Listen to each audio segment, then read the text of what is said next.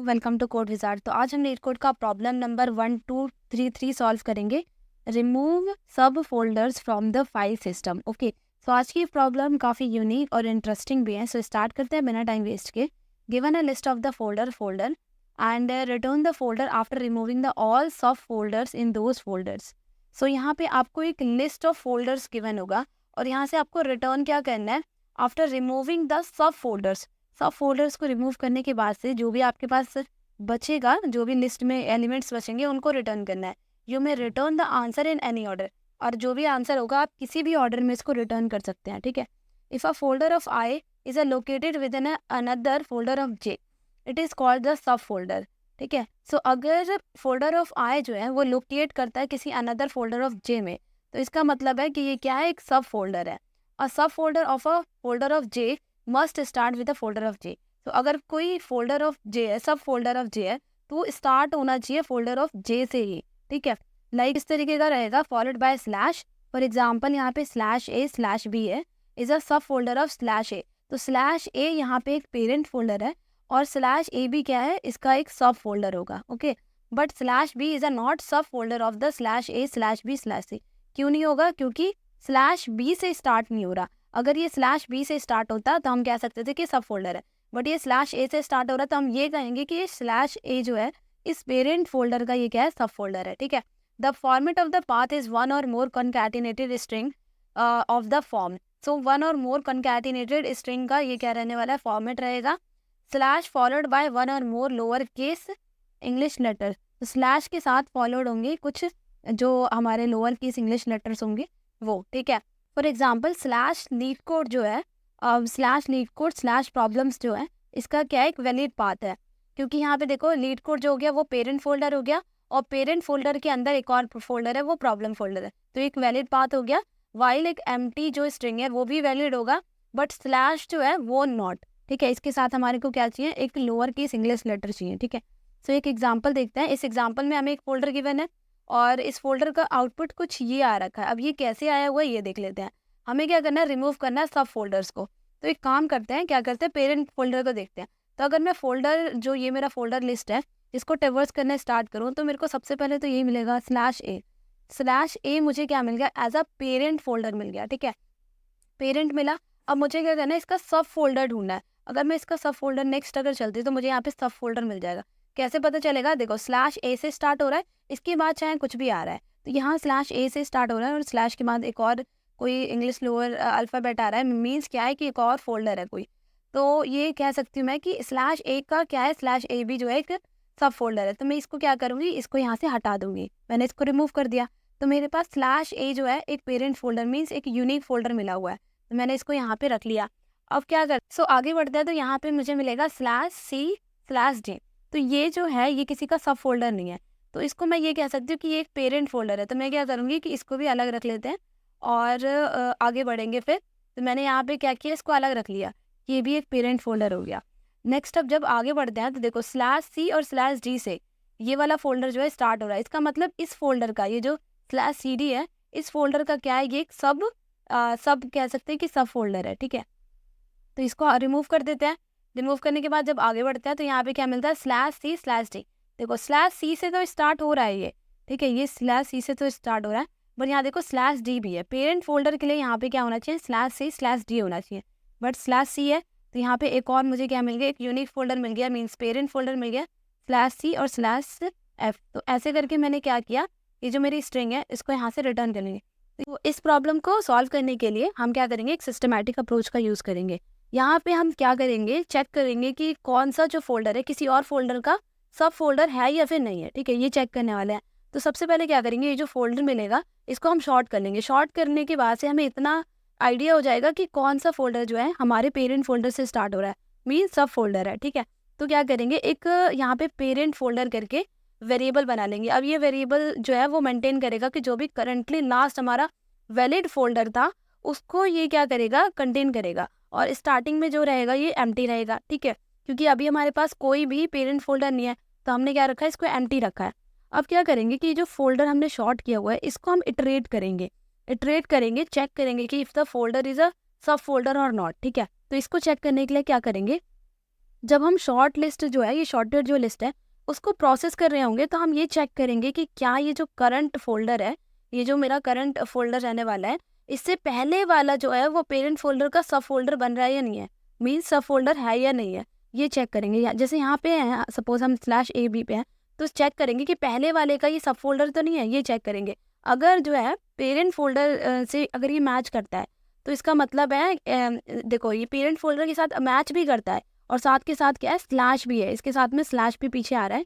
अगर ऐसा कुछ आ रहा है तो हम ये कहेंगे कि भाई ये तो क्या है, हमारा सब फोल्डर है, तो इसको स्किप कर दो। तो यहाँ से स्किप कर देंगे, और जो भी यूनिक होगा उसको हम लिस्ट में ऐड करते जाएंगे। यहाँ पे लिस्ट बना लेंगे, जो कि हमारा रिजल्ट जो रहेगा उसको यहाँ पे स्टोर करेगा, और इसको लास्ट में रिटर्न करेंगे। देखो कैसे करेंगे, ड्राई एंड रन करके देखते हैं। तो क्या करते हैं कि जो हमारा शॉर्टेड ये रहने वाला है, शॉर्टेड लिस्ट, इसको हम यहाँ पे ट्रिवर्स करेंगे, ठीक है। तो ट्रिवर्स करते हैं इसको।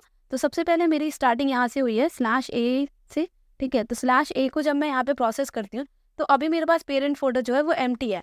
तो एम्प्टी है तो मैं क्या करूँगी कि एक काम करते हैं, ये जो /a है ये किसी का सब फोल्डर नहीं है, तो /a को यहाँ पे लिस्ट में ऐड कर देते हैं, ठीक है। यहाँ पे लिस्ट में ऐड कर दिया, और साथ के साथ क्या करेंगे, ये जो पेरेंट फोल्डर है इसको खुद को पेरेंट फोल्डर बना देते हैं, ठीक है। तो ये /a करके पेरेंट फोल्डर बन गया। अब क्या करेंगे कि जब आगे ट्रेवर्स करेंगे तो हम चेक कर लेंगे कि क्या इसका कोई सब फोल्डर तो नहीं है।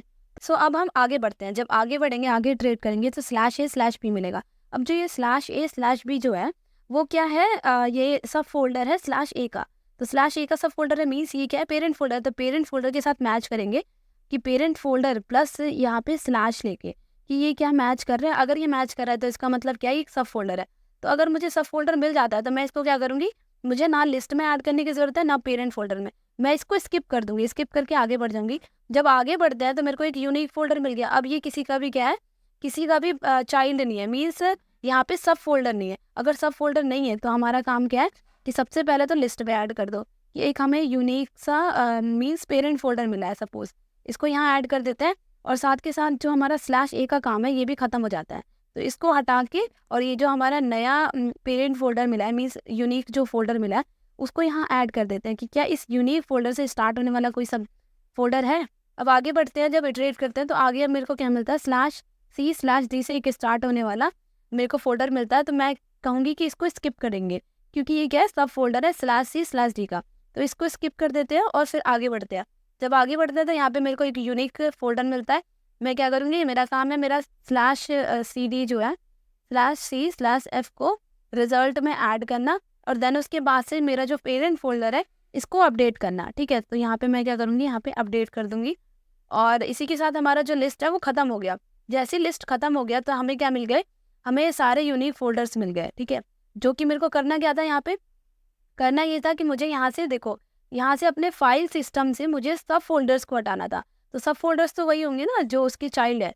तो मैंने क्या किया, सब फोल्डर्स को हटाने के बाद जो भी मेरे पास यूनिक फोल्डर थे उनको स्टोर कर लिया। सो एट लास्ट में इस लिस्ट को रिटर्न कर दूंगी, यही मेरा क्या होगा, आंसर होगा। ओके, सो जो भी अब तक हमने समझा है इसका फाइनली एक सुंदर सा कोड लिख लेते हैं।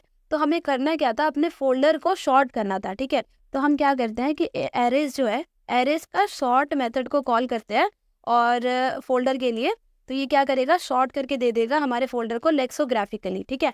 नेक्स्ट स्टेप में हमें क्या करना है कि अपना रिजल्ट एक लिस्ट बना लेते हैं जिसमें हमारा रिजल्ट स्टोर होगा। स्ट्रिंग टाइप का बनाते हैं, और इसका नाम भी हम रिजल्ट ही रख लेते हैं, which is equals to new array list हो जाएगा, ठीक है। तो यहाँ पे एक मैंने अरे लिस्ट बना लिया, एक एम्प्टी अरे लिस्ट यहाँ पे मैंने बना लिया।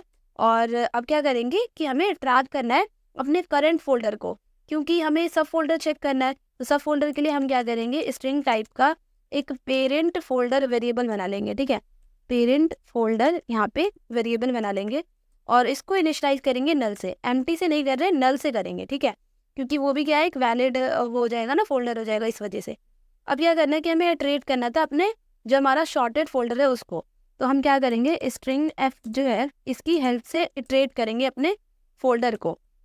और इसमें यहाँ पे एक कंडीशन है, कंडीशन क्या है कि if the current folder is not a सब folder of the last added folder, ठीक है। तो हम यहाँ पे चेक करेंगे कि पेरेंट फोल्डर इज नल और a current folder is not a सब फोल्डर। तो इसके लिए कंडीशन क्या आएगी, कंडीशन ये आएगी कि हमारा जो पेरेंट फोल्डर है वो क्या है, वो इक्वल टू नल है, ठीक है। और या तो ये ट्रू है, या तो क्या ट्रू है कि नॉट फोल्डर जो है एफ डॉट क्या होता है, एफ डॉट स्टार्ट्स विद जो है मेथड, वो चेक करेगा कि हमारा जो पेरेंट फोल्डर रहने वाला है और प्लस स्लैश से कुछ इस तरीके से हमारा जो नेक्स्ट इटरेटिंग वाला हमारा स्ट्रिंग रहेगा, क्या ऐसे स्टार्ट हो रहा है। अगर स्टार्ट नहीं हो रहा तो हम क्या कहेंगे कि हमारा ये नया हमें मीन्स पेरेंट फोल्डर मिल गया है। तो क्या करेंगे, यहाँ पे रिजल्ट में ऐड कर देंगे अपने जो हमारा पेरेंट फोल्डर होगा उसको। तो यहाँ पे एफ को ऐड कर देंगे, ठीक है। और नेक्स्ट हमें क्या करना था, यहाँ पे जो हमारा पेरेंट फोल्डर था उसको भी अपडेट करना पड़ेगा। तो उसको अपडेट कर देंगे, फोल्डर करते हैं पूरा इसको फोल्डर, इसको भी अपडेट करेंगे हम किससे, एफ से। सो यहाँ पे मैंने किया क्या है, देखो अगर हमारा parent folder equal to null है, या फिर जो हमारा हमें नया जो स्ट्रिंग मिला है वो स्टार्ट नहीं होता हमारे पेरेंट फोल्डर प्लस स्लैश से, अगर नहीं होता तो हम कहेंगे कि रिजल्ट में ऐड कर दो और पेरेंट फोल्डर जो है वो तुम एफ को बना दो, ठीक है। और यहाँ पे लास्टली क्या करेंगे, यहाँ से हम रिटर्न कर देंगे अपने रिजल्ट को, ये जो रिजल्ट लिस्ट है इसको रिटर्न करेंगे। सो अब रन करके देखते हैं, अब सबमिट करते हैं। अब यहाँ पे हम टाइम कॉम्प्लेक्सिटी या स्पेस कॉम्प्लेक्सिटी को देखते हैं। तो हमने यहाँ पे एरेस को शॉर्ट किया था, तो यहाँ पे big of n log n sorting में टाइम लगेगा। फिर उसके बाद इटरेट किया तो बिग ऑफ एन डॉट की हो जाएगा, क्योंकि हमने चेक भी किया था। तो ओवरऑल जो टाइम कॉम्प्लेक्सिटी है वो big of n log n आएगी प्लस एन डॉट की आएगी। तो आप इसको big of n log n लेके चल सकते हैं।